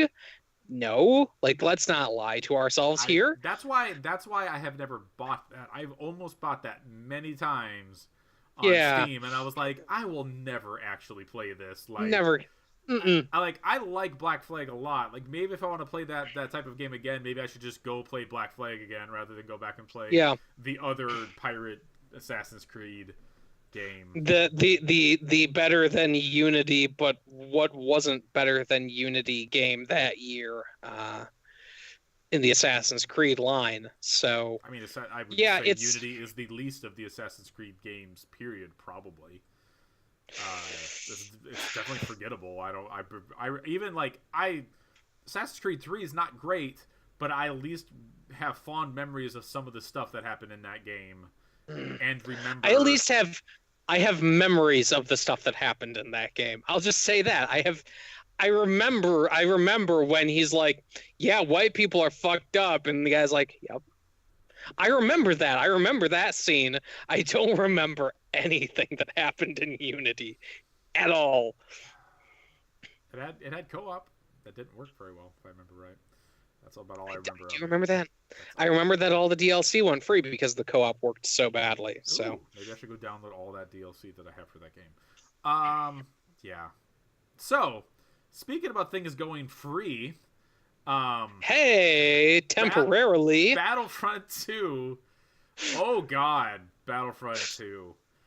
What a mess. I don't even know where to begin with Battlefront 2. Okay, I played it. Let's start. Did you play the original Battlefront? I played. Yes, I played like the beta, and I think I played a little bit on EA Access at some point. Okay. It seemed like a casual, more I shouldn't say casual. It seemed like a more casual Battlefield game, in that, like, it's obviously Star Wars, so it's got that going for it. It's it's pretty, but it seemed like it was a lot more straightforward. The original one, like, there wasn't a lot of modes. Like, it didn't seem there was a ton of weapons or like weapon upgrades. Like, again, I didn't get super far into it, but it just didn't seem like it was that deep. Like, it seemed fun to play, but it didn't seem that deep compared to like whatever the Battlefield 4 or whatever was around that time, the last Battlefield game before that. And so Battlefront 2, the big deal was that they basically went through and were like, we got all the stuff, like you wanted all this stuff, we got all this much more stuff on it, and they were doing the Titanfall thing of saying everything's going to be free, like the all the DLC that we put out for this game, the maps and blah blah blah, heroes, etc. It's all going to be free. That you're not going to have to pay for a season pass or anything like that. Because of that, though, it's just filled with loot boxes and microtransactions and just all this stuff. And man, oh man, it's all over that game. How is that impacting like the actual playing of it? Because like I always feel like the argument is always made. I don't necessarily super agree with it, but like Overwatch, those are just cosmetics. They don't necessarily get in the way of just playing the base game. Sure. They create some amount of an economy with people with that game, but they don't interfere with, hey, I can go in and I can play quick play, I can play competitively. Right. How does that stuff like actually impact playing the game? So I played about 6 matches or so, 6 or 7 matches of the multiplayer. The progression in that game has absolutely nothing to do with leveling up at all. I'm level 4, level 5 or something like that, which I can't tell if it actually does anything other than there's an experience bar that's going up and I have a different number next to my name. How you unlock different weapons, how you unlock different like abilities, because basically there's 4 classes. There's assault, there's heavy, there's a officer, and then there is a they call it specialist. It's a sniper basically. They all have a set of 3 main abilities that they get. They're all different for each classes, as well as they have a different starting weapon. The starting weapons seem kind of boring. Like especially the assault, like what you would think would be like the main class, like the assault class. The starting like blaster rifle they get like seems terrible, like it sucks. And the only way, and so leveling up and doing stuff like that doesn't unlock any new weapons. You have to get 50 kills with that weapon to unlock the next weapon. But the character progression like that they have, so like you're not like leveling up's not really doing anything. You're like leveling up each of these classes. You level up those classes by opening loot boxes. So basically when you open the loot boxes, you get cards. And this cards could be anything. It could be like for a power up for a specific class, which could be an active ability, either making one of your abilities better or replacing it with a completely different ability. It could be a passive ability like you sprint 4% faster or something like that. I think that's one of the ones I got when I was opening loot boxes last night. Or it could be something for a hero character, like an increase to a hero character's power, or then there's also an entire like dogfighting mode. I forget what they call it, starships, whatever. And so you could get unlocks for the hero starships that they have, or just regular starships. And so the only way to power, say you're like, I really like playing as a heavy character. So you're opening loot boxes, either hoping you're getting like something for the heavy character, because you get to like, oh, now I'm heavy card 5 or something like that they call it, by getting, or here I'm heavy level 2 because I've got 5 cards that I have opened from a loot box, and that's the only way that you can unlock more abilities for that class. Like, it's really confusing and it's really complicated. Now, as you were like going through and playing the game, like, like any of these games, you're like doing challenges and stuff like that, and there'll be rewards from doing challenges. Like, I must have done some type of challenge for the heavy at some point, because one of the rewards I got was like a heavy loot crate. So it was a loot crate that was like guaranteed to have stuff for heavy. And so like, so that was cool. Like, I killed 30 guys or whatever I did to unlock that. I'm not entirely sure. But so there's like seems like there are ways to like specifically go in and do that stuff, and then you can dismantle cards that you don't like, as well as you will just get random drops of crafting points. And so either you just get them from loot boxes, or you dismantle a card you don't want, and then you can just craft any card that you want. So like if there's a specific card, like I need one more heavy card to get 5, and then I'll get level 2, and then once I hit level 2, then I can, instead of just using one card on this character, I can use 2 cards at a time. Like that's basically what the progression is.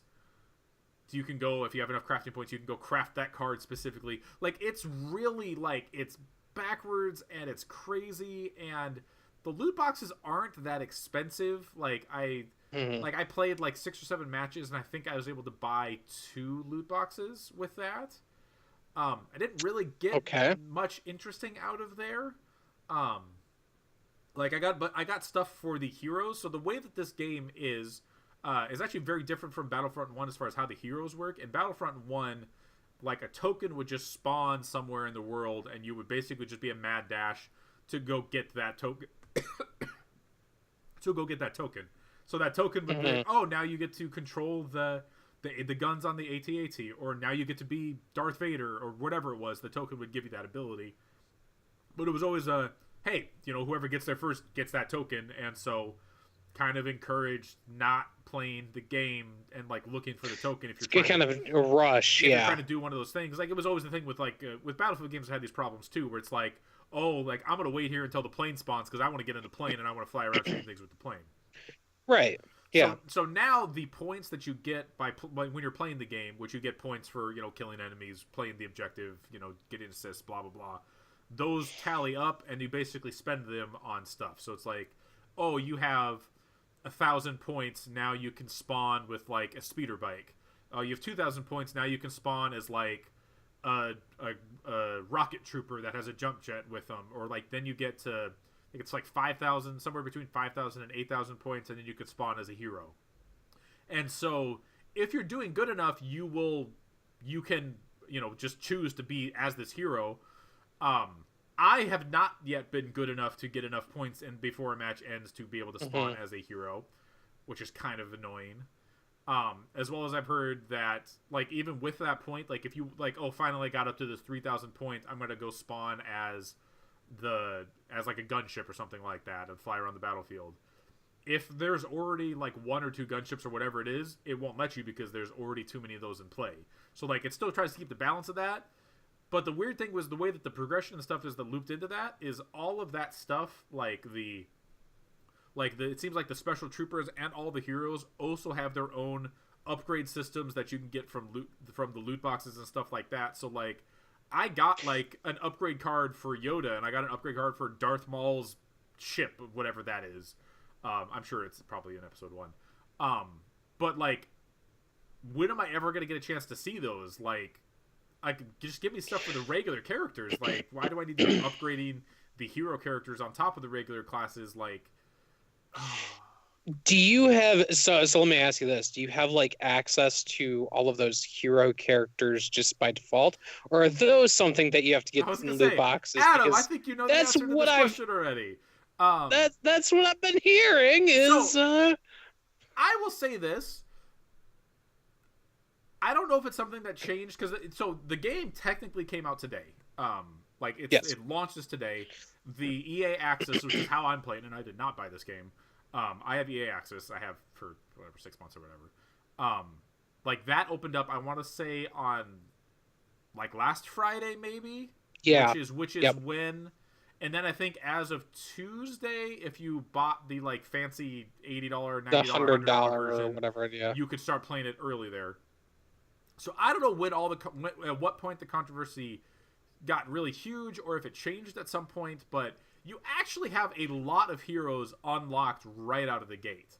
Like, there's maybe 6 characters, 5 characters, 4 characters that you have to actually pay credits to unlock. And basically what the huge problem that happened is that people sat down and did the math from playing it on, like, over the last weekend, because I think it was Darth Vader and Luke Skywalker were 60,000 credits. And you're getting an average of like 500 credits a match. Boy, that super seems like they want you to buy loot boxes. So yeah, so do the math on that, right? That sounds pretty bad. And I don't know. And so, like, I don't know do if you you can get those credits? Like, do you get those credits with every loot box, or how do you? I feel like I've opened like so it has like a daily login box that you open, and Mhm. I've got like I feel like I've gotten like just credits and just crafting points out of those like twice. Um, and yeah, you get just credit drops, just like you kind of like you get gold drops in Overwatch. Like you get credit drops out of those as well. I don't know if you can actually just buy credits or if you could just I think you could just flat out buy credits. Mm. But you can't actually because so here's the progression of what happened. They started out at this skyrocket high thing. Now, granted, like when I say like you get like 500 credits for completing a match, right? Like there's also things to consider in the fact that like as you're playing, you're opening loot boxes, which will give you credits. You are like as you're completing challenges and stuff like that, you'll get 300, 500 credits here, like from turning in those completed challenges. So you're gonna get them at a faster pace than necessarily just like 500 credits per match. But either way, like you go out and do that math, and it's like people were touting numbers of like it'll take you 40 hours of playing matches to unlock one character. And I think I think it's Darth Vader, Luke Skywalker, the protagonist of the game, Iden Versio, I think is what her name is. Something like that. So you don't just fucking get her? No. So but Yoda's unlocked, like Darth Maul is unlocked, Han Solo, like there's a lot of them that are just unlocked. And so I don't know, I've definitely not played this enough to know if like Darth Vader is ridiculously overpowered or anything like that. What exactly the deal is with that. But basically there was a giant blow up on Reddit. Like the EA Reddit account posted a thing that was like, we wanted gamers to feel a sense of accomplishment by unlocking these characters, which now has the distinction of being the most downvoted post in the history of Reddit, which is, I mean, that's pretty impressive, I will say. That's really impressive to be the most downvoted. It's incredible. Like it's insane. Like that's an honor. Like you got Reddit, which is not a place that can be united against anything.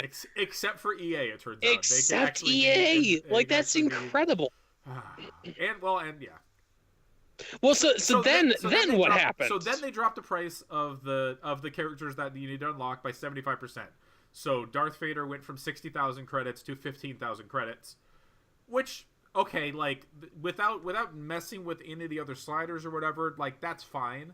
The thing that's been getting a lot of headlines, which I don't think is that big of a deal, but whatever, is they used to get a credit bonus of 20,000 credits for completing the campaign. They knocked that down to 5,000. So basically, it could have been that you beat the campaign and you basically can go unlock a hero for free. And so now you just get a 5,000 credit bonus, which, I mean, that still gives you a decent bit of ways there, but that's kind of ugly to have to do that. Yeah. Like no matter what you do, the headline is always going to be, "Hey, y'all cut it by 75%, but you also cut the reward by 75%." Yeah. But from what I can tell, they didn't mess with the actual sliders for like challenge rewards or the amount of credits you get from completing matches or anything like that. So, in theory, it's still a overall improvement. Obviously, people were still very unhappy with that. And so then I was yesterday, I think it was. Basically, yesterday was when just everything fucking happened. That was when was the AMA yesterday? Because no, I think the AMA was on like Wednesday or Tuesday. The AMA didn't go well. No, it did not. They were, I don't know if you were reading it. They were deleting comments because they were saying they weren't questions, even though like people were like, "Hey, like this has a negative effect. Like how do you plan to deal with this?" Yeah. They were very selective in their question choices, and their responses weren't great either. I specifically was remembering the guy who was saying like, "Yeah, I really like to play just arcade mode," but you limit the amount of credits I can get out of that, so I can only get like 3 rewards out of that. Like, what's your plan to fix that? And their response was, well, look, we don't want, like obviously we love that people are enjoying this arcade mode, Yeah, but but the we, last we thing don't we want you want, just farming credits from arcade mode on we don't easy mode or whatever. we don't want to create an imbalance with the players who are playing in arcade. And like, come on, you guys are selling loot boxes. You bitches cannot say that you don't want this thing imbalanced. Well, they Like, don't you want want an it imbalance imbalanced. that doesn't pay them money, I think is what really... Yes. Yeah, no, Yeah. I've seen that video. I forget the streamer's name of him completing Boogie. Yeah, Boogie, that's what it is. Boogie. Of Yeah, him completing a match, Boogie. of him completing a match and then going like, "Oh, come back in 4 hours for more rewards." Like that is the most Yep. terrible. Oh my god. So anyway, so yesterday, so yeah, the AIM I think was on Tuesday or Wednesday, and so yesterday it seemed like it escalated anymore. Allegedly, the president of Disney called out to, or the CEO of Disney or whatever. It started. I think like it started to get noticed by CNBC, and it started to get noticed by stock analysts, which was the thing that really got whatever, like whether it was actually a Disney call from Bob Iger or whether that's true or not. Like when CNBC has an analysis that's saying like, hey, stock analysts are worried that this is going to affect like how Disney is performing. That seemed like that was the instant that they said like, okay, we have to do something drastic. And they sort of did. And well, so they temporarily turned off purchases in the game. So from what I can tell, the game is still intact and hasn't really been messed with, other than the fact that you can't actually physically spend money on the game at this point. Which doesn't seem like a fix from everything like I've heard and from like what you've said of like the progression. No, the progression's still really bad. Like it doesn't like it seems like this is a measure to maybe get people a little bit more quiet because we're a month out from The Last Jedi, and the only talk about Star Wars right now is this incredibly negative talk. So it feels like a really bad half measure. Like, and who knows? Maybe they come back and they say, "Hey, look, we're reworking the entire progression system."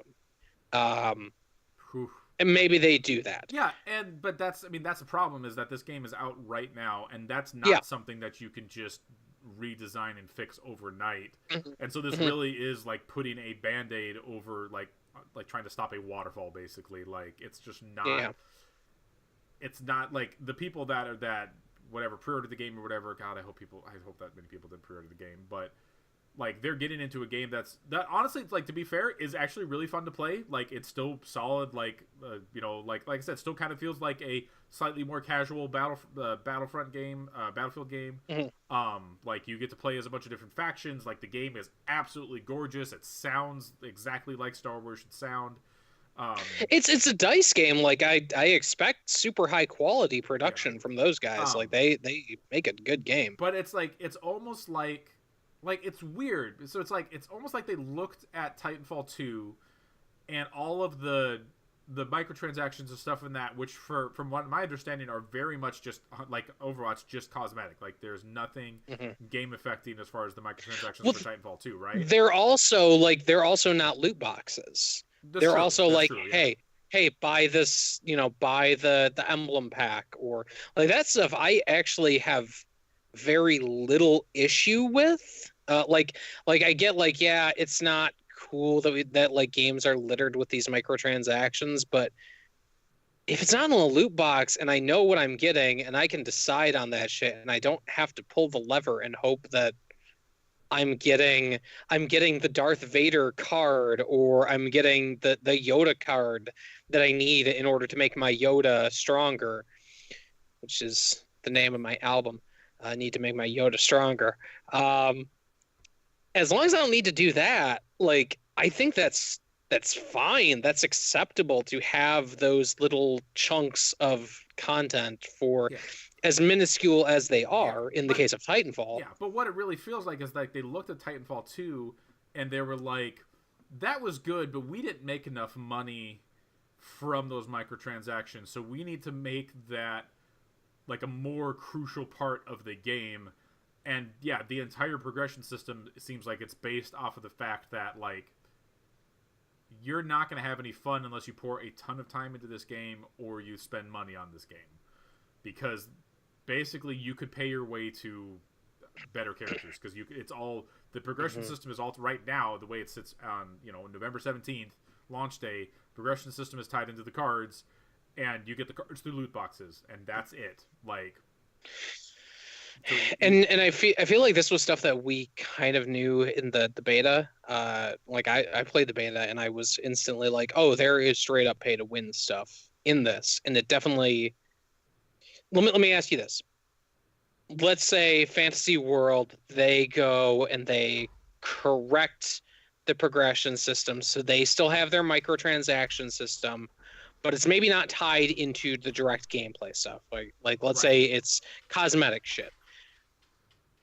Would you feel better about this game if that's what they did, or do you think like there's other fundamental problems with it? Because right now that's the thing that is obviously eating the headlines up about it is progression system's bad, it's all tied into microtransactions, it's pay to win. Do you think if they fixed that stuff that would Yeah, make this purchase way more palatable? yeah, I think so, because really that's what it is and it's weird because on one aspect, like, oh, getting new guns and stuff like that, yeah, like it's not a fun progression system. Like, oh, you have to get 50 kills with a gun that maybe you don't like, and then you can get the Hmm. next gun that maybe you'll like, maybe you won't. I don't know. I Right. haven't seen Right. I haven't seen if you can work around that and just like use the crafting points to get those guns. I'm not sure. Mm. I haven't looked Okay. at, like, I haven't gotten to the point where I'm killing 50 people, so I haven't unlocked any other guns with the base weapons at this point. That's Hmm. also mostly because I tend to bounce around and do different classes during a match, so I'm not just focusing my entire time on just playing assault or just playing heavy. Um, but if the way you leveled up a certain class didn't have, like, was more just, yeah, like, you do gameplay, like, oh yeah, you kill 30 people with your thermal detonator, and then you will unlock the second spot, or you'll unlock an improved thermal, like, whatever. Like, there is a very easy Hmm. path to all of that stuff working fine, that is all gameplay based, and I think that would make the game infinitely more palatable. But like I said, that's a major reworking of the game. And then Yeah. if that stuff's not there, everything that they have in loot boxes basically doesn't make sense then, because that's what the loot boxes are. The loot boxes are different variants of powers, minor passive abilities, stuff like that. Like, it's everything that's in Hmm. there. Like, I don't even know if there is anything cosmetic. If it is like the 4 or 5 loot boxes I've opened up, I haven't gotten anything cosmetic from it. It's all Mm. gameplay affecting, which is Hmm. like they would need to make significant changes to make that stuff, the loot boxes, the microtransactions, different, to still make them appealing to want to spend money on them or whatever, so that they can do all their free DLC and stuff like that. Because at the base level, I like this idea of games are free. Support us if you enjoy our game by buying our cosmetic, blah blah blah blah blah blah. Like, I like that stuff. I Hmm. like Overwatch and Titanfall and Gears of War giving away all the maps and stuff like that, having this long, these long updates and stuff like that. But Yeah. it doesn't work out so well if the game is so entrenched in that. Let's really quickly maybe finish up the campaign. You did a video of Yeah, the campaign yeah. stuff. So How yeah, are you feeling about the campaign? so EA Access lets you play the first 3 chapters of the campaign. Um, Now, No? I don't really like Yeah. it. No. The That's a shame. It's interesting. I mean, I'll give it that. So Mhm. I have the video up on our YouTube channel. It's up on Twitch. The like it is that you are Iden Versio. It's something with an I. I'm not remembering exactly. You are this girl. She is like this like super awesome commando of a what's called Inferno Squad, and it's a pretty awesome thing. Like her squad seems pretty cool. Like they're the people that like when stuff is going the baddest, they're the people that get sent in to do this stuff.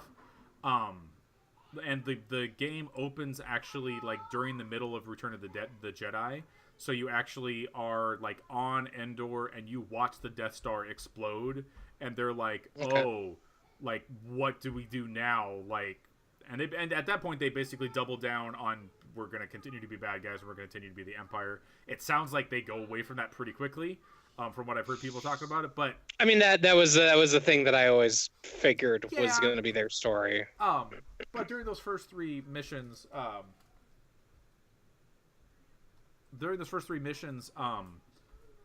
like the gameplay, like the gunplay, the shooting and stuff like that, just isn't really that conducive for, it just isn't that conducive for like shooter levels. Like it's not campaign shooting; it's wide open, giant battlefield shooting, and like I've liked some of the Battlefield campaigns in the past. Like I liked Battlefield 4, I want to say, or Battlefield 5, which I don't know. I lose track of the Battlefield games at some point. I don't think there was a Battlefield. There was Battlefield 1. Maybe it was Battlefield 4 that I enjoyed the campaign of Battlefield 4. Then I guess. Yeah. And this seems like it has some interesting stuff in it, but like, I don't know. It just seems like you're out and like you're in the woods of Endor and the rebels are wearing like brown and they're hard to see and like the accuracy of the weapon's not great because they're blasters and they're not supposed to be that great and right. You can only hold one weapon at a time and so you have to find these crates to change your loadout, or like you will find a spot every now and then that will give you like some other type of like where you can switch out your weapon to something else. But it's like it's not like you have like a primary weapon and like a secondary weapon. Like in Battlefield 4, I remember really liking it because I basically could always have an assault rifle and a sniper rifle on me, and that's how I like to shoot things in the face. So having a sniper rifle basically on me at all times is really cool. And in this one, like you have like your special abilities and powers, and like in the multiplayer, you can upgrade your abilities. So like you can choose to go in with a grenade, or you can get a card, and the cards just in the single player they just unlock through progression. So just as you're playing, you just get new cards, and then you can unlock different abilities. But crazy that they can implement that. I know it's weird, but none of it feels all that good. One thing I will say is that during those first three missions, they do lean heavily into the actual like ship to ship like combat, like piloting a TIE fighter and going around and shooting weapons or shooting like X-wings and Y-wings and whatnot. And I like that stuff. I think that stuff is really fun. I'm definitely not like a hardcore like playing like Crimson Skies or anything like that, but like I've always liked like those kinds of games. Like I really liked the modes in I was Battlefield 1943. I think had like a dedicated just everyone's just in planes and just fly around and kill them mode. Like I've always liked those type of modes. And this game actually has a dedicated mode that's called like Starship Assault or something, where it's just that you get into a spaceship and you're just flying around doing dogfights and whatnot. And that parts of the campaign I thought was really fun. Like I really like that stuff. And it's you have to go and shoot this, knock this gun out, and then you go in and you land your TIE fighter in the enemy hangar, and then you go in there and shoot some people and do a mission, and then you get back and fly back out. And like the way that it's put together, it seems cool, and the way that they're like hooking it into the Star Wars timeline of a different perspective of the Empire, like the fallout of what happened after the Emperor died, because I mean it's 20 whatever years in between Episode 6 and Episode 7. There's a lot of stuff that happened during that time, and I think this game is trying to, shed a little bit of light on what's going on during that time period. Well, this is like the first. I think it's the first thing in the I guess now retconned universe that they're actually dealing with that stuff, which is a shame because like I always thought that stuff was maybe the most interesting stuff to explore. Like I really like the Old Republic exploration, but I really like that idea of like, okay, what happens after this massive collapse? How does the Empire, how does the rebellion, take over and basically become the new Senate, and then the First Order is like the kind of the shattered remains of the Empire. Like, where did they come from? I get the feeling that this is going to deal with that, and that seems really cool just from like a Star Wars fan perspective. But like just to play it, like just didn't seem all that interesting. Like the game starts off really weird, where the very very first thing you do in that game, you are controlling a little floating droid and doing a stealth mission around a rebel ship to free the main character from like a jail cell.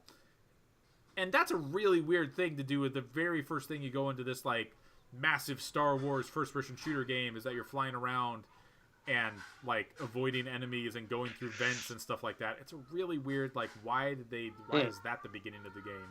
But I don't know. It just seemed like it was just fine. Like, is it like the little floating orb droid with the little needle at the end? Is that the one that you're playing as, or is it like the kind of? Yeah, it looks. Yeah, okay. It's kind of that little thing. Like, it looks like a mini version of the like probe droid that they shot down in Hoth. Like, it's like a little mini version of that.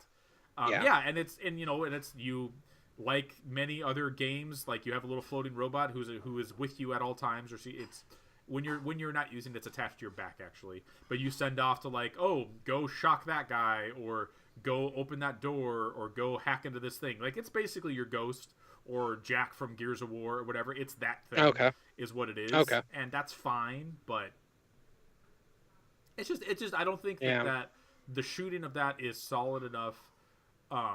And the guns are like, it's one thing like when you pick up a gun in Battlefield and it's a whatever gun, you kind of get a feeling of like what type of weapon that is. When it's just like RS-1734 and I'm like, I don't know what this is. Oh, let me switch out to it. Oh god, this was a sniper rifle. I'm not in a confrontation where I need to have a sniper rifle right now.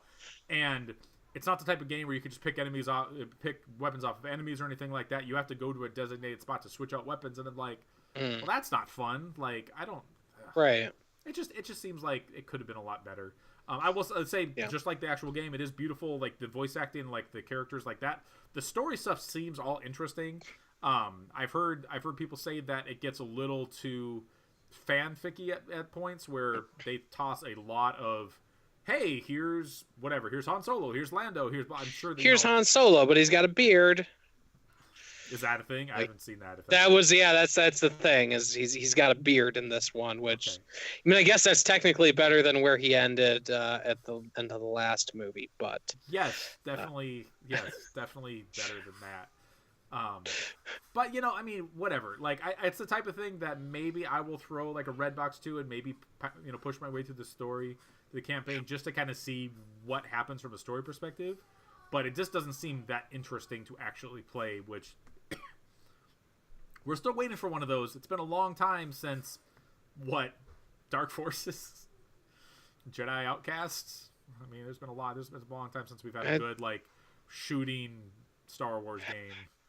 Republic Commando. I never played that. I always heard that was decent. Republic Commando was really cool. It sort of like deals with like another aspect of that universe. I think never got enough play, which is like, hey, here are these clones and you're playing as a group of them, and like, hey, they're starting to see that like maybe this Republic shit is not going in a good direction. And I always heard that like they wanted to do a clone commando, or they want to do a stormtrooper commando thing as a follow-up to that, which I think would have been really cool. But I mean, it seems like EA is not super into the idea of single player experiences. Yeah. Well, actually, I think we might need to wrap this up because this has gone longer. Yeah, that's than cool. I think we do have a lot of like news stories. Adam was hinting at the fact that EA very unceremoniously just shut down Visceral Studios, which was working on a game that, from what the rumors are about it, the story was really great, and maybe the game wasn't that great, or at least it wasn't what EA was looking for, because it wasn't loot box worthy, probably. Maybe it's also never trust anything that a big corporation says. So there could be a myriad of reasons that thing got shut down, and then immediately after that is when Respawn got bought by EA. So that timing seems weird. Which as they joked on the Giant Bomb, which means that Respawn is set to be dismantled and shut down in about 6 years or so. If you want your studio to stay alive, you never sell it. Like, you just never sell it, because that is all that happens whenever anybody sells. But I think we've been going for about 2 hours now. We've had a lot of games to talk about. Hopefully you won't have to wait as long for the next episode of this. because I think that's basically it, right? Like, there's not a ton more games. Like, Xenoblade comes out like December 1st or something like that. I don't think that there's like it, anything right? that we would say would maybe end up like on our game of the year list. So I don't think that we've got like anything huge. I think a lot of the stuff that we're going to be talking about between now and then is going to be kind of back filler. Yeah. Like, I didn't talk about this because we have enough stuff to talk about, but I've been playing a whole lot of Nier Automata, and yeah, that I don't think we'll really get a chance to talk about that too much until Game of the Year, because that's probably when we should talk about it, when we could just spoil. It's really when we should be talking about that. Just yeah, spoil we the should crap be out of talking it. about that.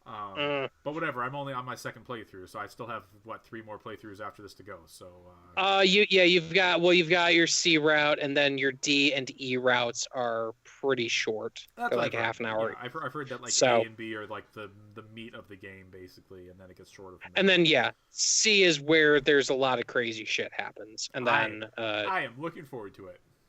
Yeah, game is really good. That's game is really good. Yes, game's great. Game is really good. Yeah, but yeah, we're gonna work on getting out of here. As always, you can find us at pixelrelated.net. You can find us on Twitter at pixel_related, on Twitch and on YouTube under pixelrelated as well. That's it. That's the show for this week. We do appreciate you guys listening, and we will see you next time.